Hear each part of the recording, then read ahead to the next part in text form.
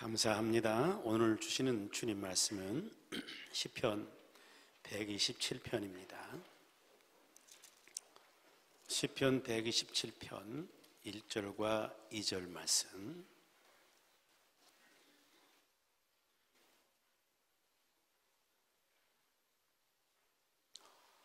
찾으셨으면 아멘. 우리 다 같이 합독하십니다.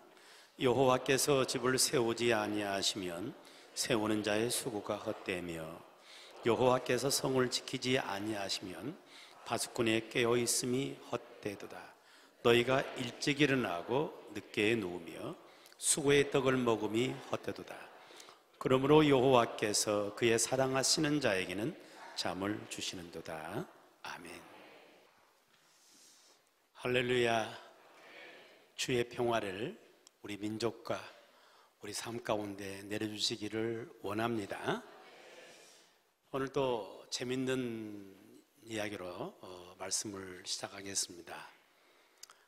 교우께서 보내주신 재밌는 이야기인데 함께 나누는 기쁨을 갖겠습니다. 지금은 도로에서 별로 보기가 어렵습니다만은 얼마 전까지만 해도 도로에 많이 보였던 티코가 운행될 때의 일이었답니다. 그 당시로는 이 벤츠 차를 보기가 쉽지가 않았는데 벤츠 한 대가 고속도로를 이렇게 질주하고 있었습니다. 그런데 갑자기 웬 뒤에 차 한 대가 쉐고 앞을 향해서 추월해 나가는 겁니다. 봤더니 티코가 앞으로 향해서 추월해 나가는 거예요. 그러니까 벤츠 탄 사람이 자존심이 구긴 거예요. 내가 다시 추월해라 하고 레이스로 외치면서 힘차게 페달을 밟고 질주를 시작했습니다.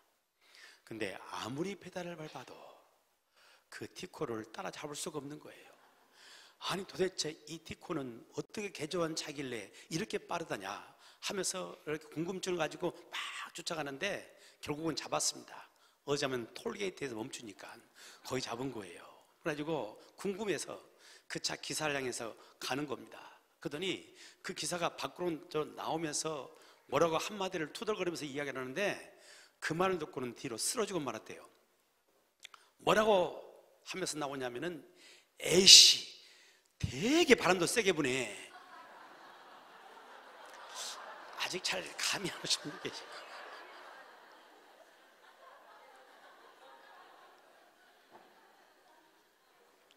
바람에 힘이 했던 겁니다. 날린 거죠, 날려. 유머입니다, 이거. 어디까지나 유머예요. 그런데 티코가 됐든지 간에 벤츠가 됐든지 간에 이 차가 운행되기 위해서는 많은 노력이 필요합니다. 때로는 차를 정비도 해야 되는 거고 기름도 주의해야 되는 거고 또 그리고 운전도 하고 페달도 밟고 하는 많은 노력이 있어야 그 차가 움직여 나갈 수가 있는 거죠. 우리 인생을 살아가는 가운데서 노력 없이 되는 것은 없습니다. 그래서 노력하며 산다는 것 굉장히 중요한 거죠. 그래서 발명왕이었던 에디슨은 그런 유명한 말을 남겼죠. 천재는 99%의 무엇과 노력과 1%의 영감으로 이루어진다. 그런 유명한 말을 남겼습니다. 천재라는 게 머리만 좋아서 되는 게 아니고 99%의 노력이 있어야 그 천재성이 발휘될 수 있다고 하는 바로 그런 이야기죠. 그래서 노력이 굉장히 중요하다는 이야기를 하고 있는 거죠. 우리는 어릴 때부터 그 많은 이솝 이야기를 듣고 읽고 하며 자랐습니다. 그 이솝 이야기 가운데 어떤 이야기냐면은 개미와 배짱이 이야기 아시죠? 뭐 모르는 분이 안 계실 거니까 그 스토리는 그냥 끊어버리고 그 속에 있는 그 내용이 바로 뭡니까? 개미는 열심히 노력한 그런 모습이었죠. 그래서 한여름 막 뜨거운 태양이 빛이 내리치는 그런 가운데서도 땀 흘리며 노력하면서 열심히 산 거예요. 그런데 배짱이는 개미 노력할 동안에 뭐 했어요? 그냥 노래만 부르고 지내는 거예요. 게으름이죠. 그게 지냈어요. 그런데 그들에게 뭐가 닥쳐왔습니까? 겨울이 닥쳐왔습니다. 개미는 열심히 노력해서 좋은 집에서 또 그리고 그에 많은 양식을 쌓아놓고 편안하게 겨울을 보내는데 이 배짱이는 여름 내내 놀았거든요. 그러다 보니까 겨울이 차가운 겨울이 다가오니까 이제 거할 집도 없고 먹을 것도 없어서 개미집으로 와가지고 동량을 얻는 그런 신세가 됐다고 하는 것입니다. 그래서 우리가 삶을 살아가는데 이 노력하며 살고 열심히 산다는 것 얼마나 중요한지 뭐 이런 이야기를 들려준 겁니다. 근데 지금 우리 시대는요, 이 노력의 가치를 그렇게 크게 평가하지 않아요. 노력을 굉장히 저평가하는 시대예요. 그러다 보니까 개미와 배짱이 이야기도 완전히 비틀어 가지고 이야기를 해요. 개미는 여름 내내 부지런히 열심히 쉬지 않고 이렇게 열심히 노력했더니 그만 디스크 걸려갖고 겨우 내내 그 병 치료원이라고 돈 다 들어가서 아주 가난했다는 거죠. 그런데 배짱이는 노래를 열심히 부르다 보니까 아니 그 노래가 히트치기 시작해가지고 유명한 가수 돼가지고 큰 돈 벌었대요. 여기 요즘에 지금 하고 있는 이야기예요. 그런데 여러분 생각해봐요. 그 배짱이가 아니 가수가 맨날 노래만 부르고 놀게만 해가지고 그 같은 톱 가수가 될까요?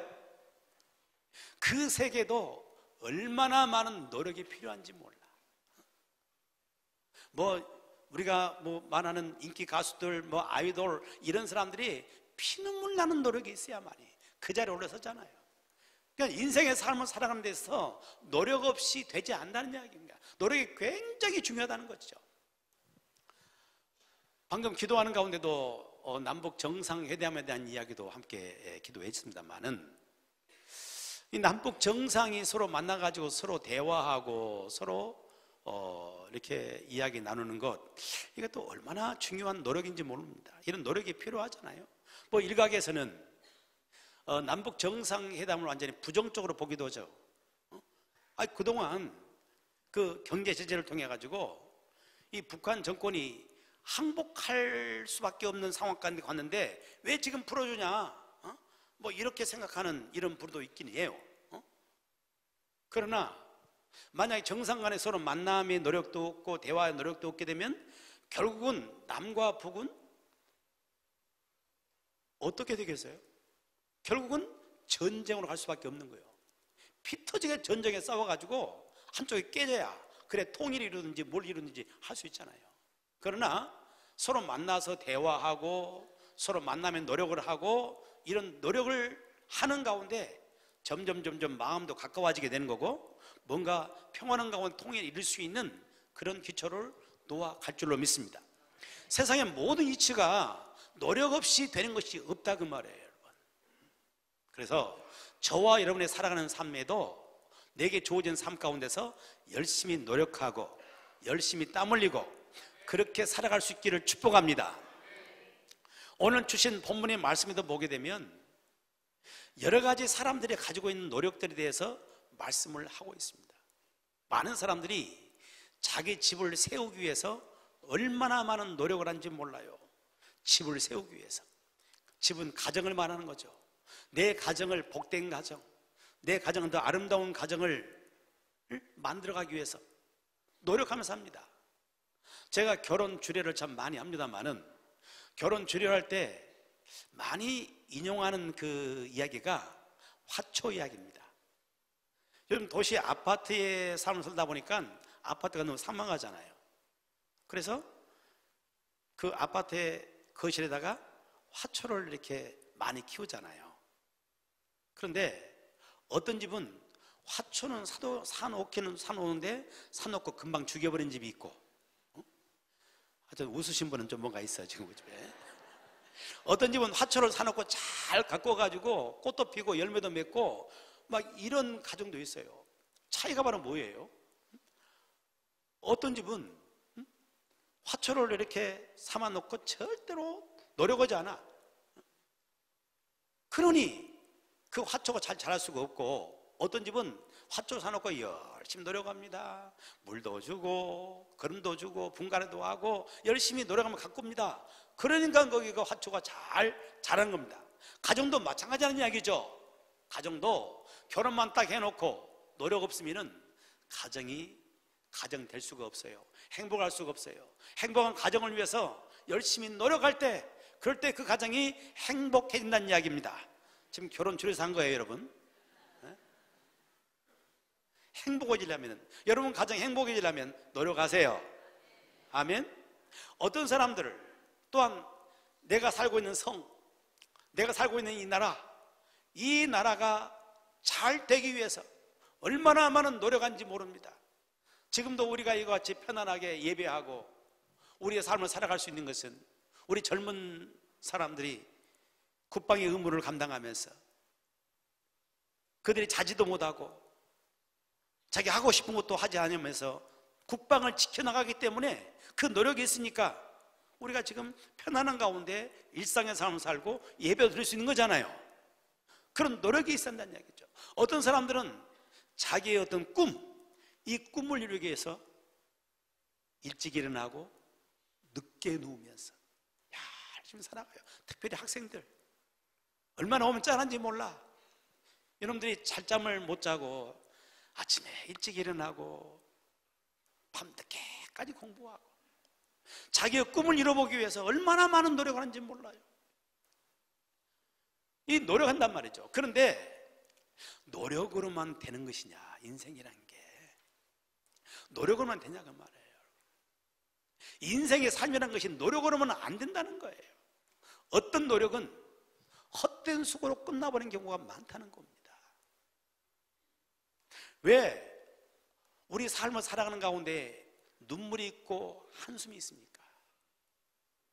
내 나름대로는 열심히 살아갑니다. 열심히 노력을 했어요. 그런데 나타나는 결과는 정반대예요. 열매가 없는 겁니다. 잘못돼 가는 겁니다. 이것 때문에 눈물과 한숨을 가지고 세상을 산다는 이야기죠. 내 나름대로 내 가정을 위해서 얼마나 많은 노력을 하는데, 근데 가정이 내가 생각하는 것처럼 행복한 것이 아니라 가정이 불행해져 가고 깨져가는 그런 모습 볼 때 거기에 눈물이 있는 것이고, 내 꿈을 이뤄보기 위해서 몸부림을 치면서 일찍 일어나고 늦게 누우면서 수고의 떡을 먹으면서 인생을 살아가는데 그 꿈을 이루지 못하는 겁니다. 이런 것 때문에 눈물을 갖게 되는 겁니다. 남북 정상회담에 대한 이야기를 함께 나눴습니다만은 이 두 정상이 만나서 정말 세계가 집중하고 있고 우리 온 국민들이 함께 흥분하고 저도 흥분되고 막 이런 마음이 있습니다. 그런데 이 사람의 노력으로만 우리가 원하는 평화로운 통일을 이룰 수 있겠는가? 두 정상이 만나는 노력으로만 가능한가? 결코 그것은 아닙니다. 우리는 이것을 이미 경험을 했습니다. 2000년에 누가 북한을 갔다 왔어요? 김대중 대통령이 갔다 왔습니다. 그때에도 지금처럼 흥분이 됐었죠. 금방 통일이 이룰 것처럼 아주 흥분이 됐었죠. 그리고 2007년도 또 누가 갔다 왔어요? 노무현 대통령 갔다 왔어요. 그때도 뭐 선언을 하고 뭔 선언을 하고 이렇게 하겠다 저렇게 했다 선언했지만은 다 헛된 수고로 끝나고 말았던 것이죠. 게다가 우리가 바라보는 그 김정은 이 위원장, 이번에 뭐 와가지고 환한 미소를 보이면서 아주 유머스럽기도 하고 통큰 이런 모습도 보이면서 이랬는데, 그러나 그 뒤에 감춰져 있는 그 모습, 우리 속에는 그것을 갖고 있습니다. 얼마나 그가 독재적이고 또한 폭압적인 그런 정치를 해왔는지. 그래서 자기 정권을 위해서 자기 고모부를 장석택을 무참히 수청하는 일들, 자기 형을 김정남 형을 독살해 죽이는 일들, 많은 고직들 한꺼번에 숙청해내는 일들을 알고 있어요. 때문에 이것이 우리의 노력으로만 좋은 결과를 가질 수 있겠냐 그 말이에요. 우리 인생의 삶을 풀어가는 데 있어서는 우리의 노력도 필요하지만은 노력 그 이상의 것이 있어야 한다는 이야기죠. 노력도 중요하지만 노력보다 더 중요한 게 있다 그 말이에요, 여러분. 오늘 성경은 그 이야기를 하고 있습니다. 우리가 그 음성을 들어보기를 바랍니다. 1절 말씀을 함께 봅니다. 시작. 여호와께서 집을 세우지 아니하시면 세우는 자의 수고가 헛되며 여호와께서 성을 지키지 아니하시면 파수꾼의 깨어 있음이 헛되도다. 아멘.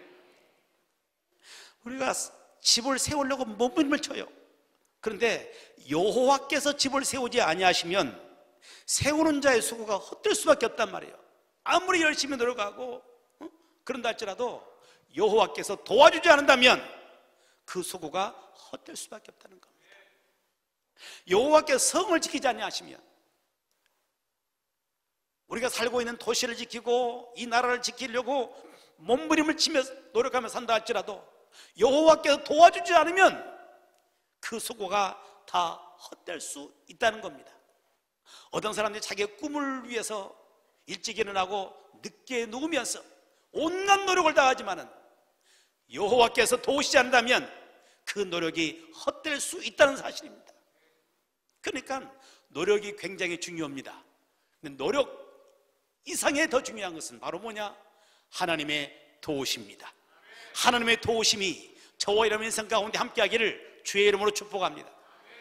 에디슨이 천재는 99%의 노력과 1%의 영감으로 이루어진다, 이런 이야기를 했는데, 노력은 99고 영감은 1이고 얼마 안 되고, 이런 이야기가 아닙니다. 여러분, 이 1%의 영감이라는 것이 100이 될 수 있는 거예요.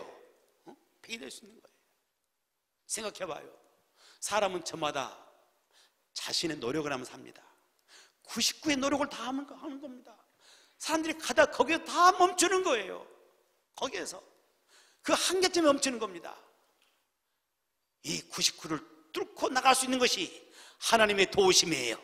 하나님의 도우심이 함께할 때 그 99의 노력이 완성을 이루게 되는 겁니다. 그래서 하나님의 도우심, 내가 노력하지만은 그 하나님의 도우심이 우리가 함께할 때 우리 삶이 아름다운 열매를 맺게 되는 것이고 삶의 길이 열려지는 줄로 믿습니다. 출애굽기 2장에 보게 되면 모세에 대한 이야기가 나와요.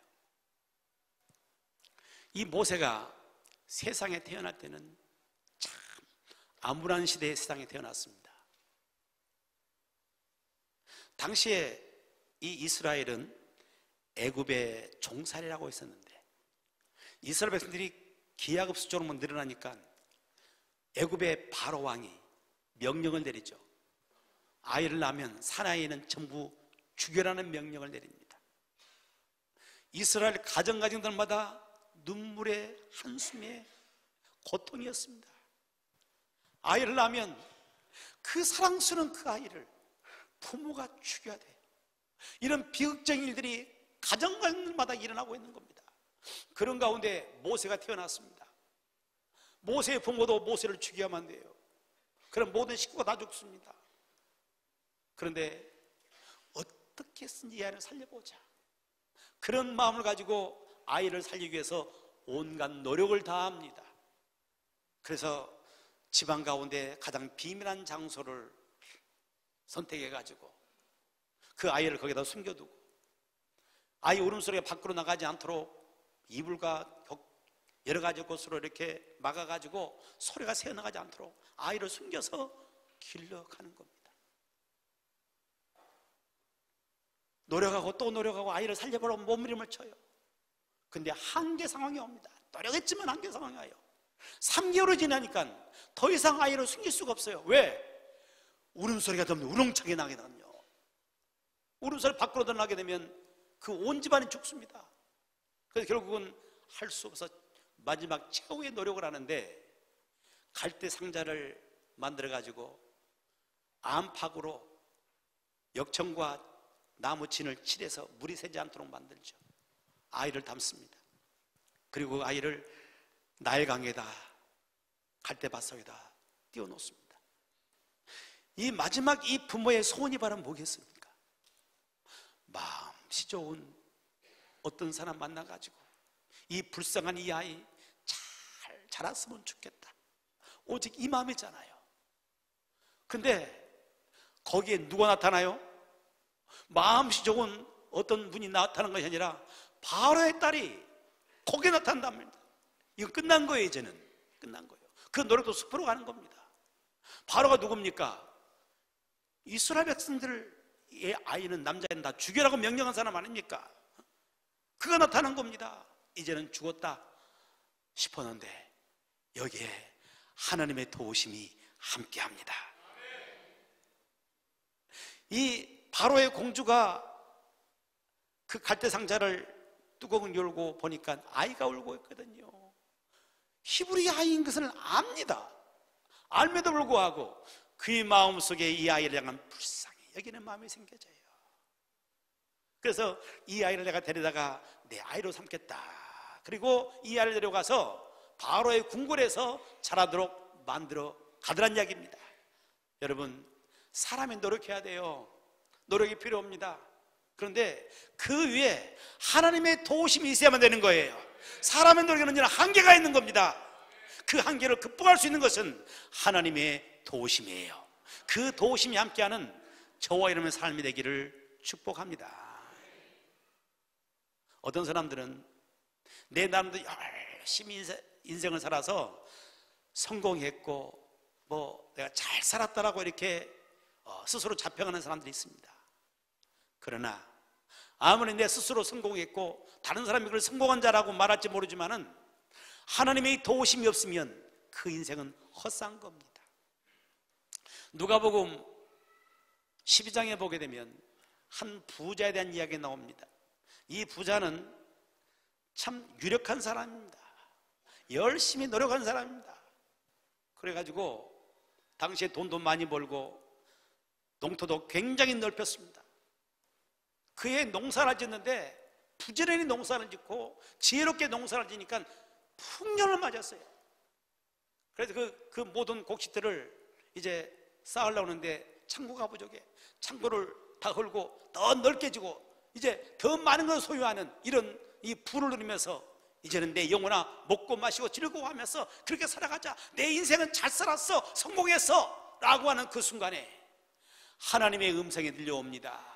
뭐라고 말씀하시나요? 이 어리석은 자여, 오늘 밤에 너의 영혼을 내가 도로 찾으리니 그러면 너 가정의 다 눕것이 되겠느냐?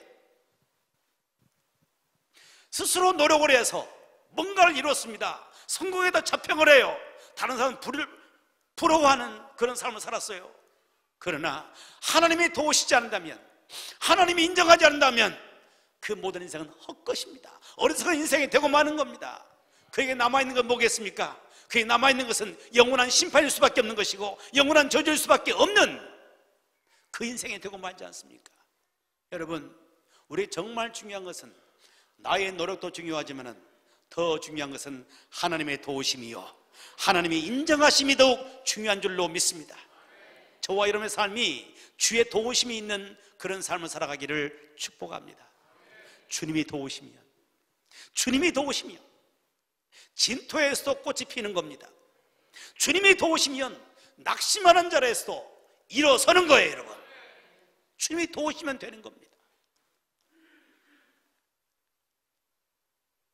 통닭, 치킨 아주 유행이죠. 근데 KFC라는 통닭을 아시나요? 켄터키 프라이드 치킨.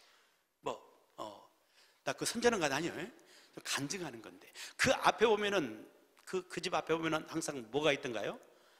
할아버지 한 분이 항상 서 계십니다. 다리도 아프시던데 서 계세요. 그 할아버지가 누구냐면은 KFC 이 창업자 샌더슨이라는 분입니다. 이분에 대한 이야기입니다. 이분은 태어나서 수많은 고생을 하고 어려움을 많이 겪습니다. 6살 때 그 아버지가 세상을 떠나버려요. 그리고 12살 되었을 때 그 어머니가 재혼해서 가버립니다. 12살 된 어린아이가 어린 두 동생을 책임져야 되는 그런 삶을 살았어요. 그렇게 힘들게 이렇게 인생을 살아가다가 65세에 큰 어려움을 겪습니다. 경제적으로 완전히 파산을 해요. 몇 살 때? 65세 때. 이건 더 이상 희망이 없는 시대잖아요. 수백만 달러의 빚을 집니다. 그런 가운데 아내도 떠나버렸습니다. 몸도 병들었어요. 병원에 입원했습니다. 나날이 낙심이요 나날이 절망이요 어떻게 살아야 할 것인지 살고 싶은 마음도 없습니다. 그래서 어느 날 이제는 스스로 목숨을 끊겠다, 그런 마음으로 병원 밖을 나갔습니다. 나가서 터덕터덕 걷는데 어디선가 노랫소리가 들려오는 겁니다. 너 근심 걱정 말아라, 주 너를 지키리. 구주의 품에 거하라, 주 너를 지키리. 주 너를 지키리. 아무 때나 어디서나 주 너를 지키리. 늘 지켜주시리.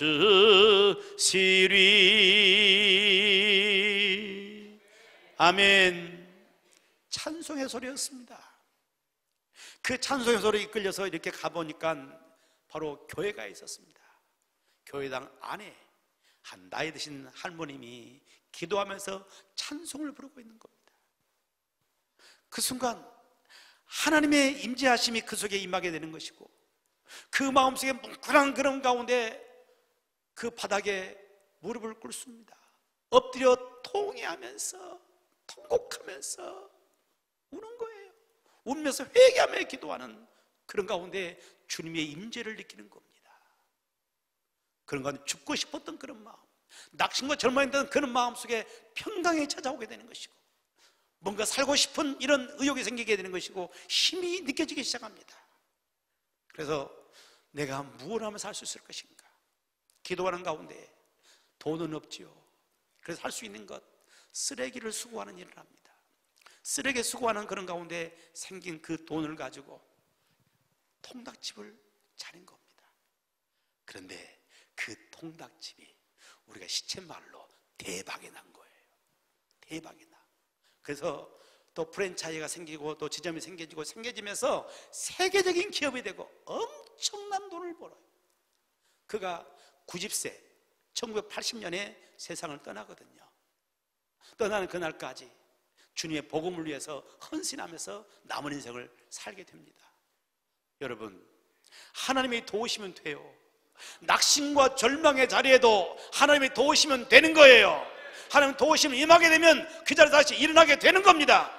행여 저와 여러분 가운데 어떤 일로 인해서 낙심과 상한 심령 갖고 지금 이 자리에 있다면 하나님의 도우심을 바라보십시오. 하나님 도우심을 의지하십시오.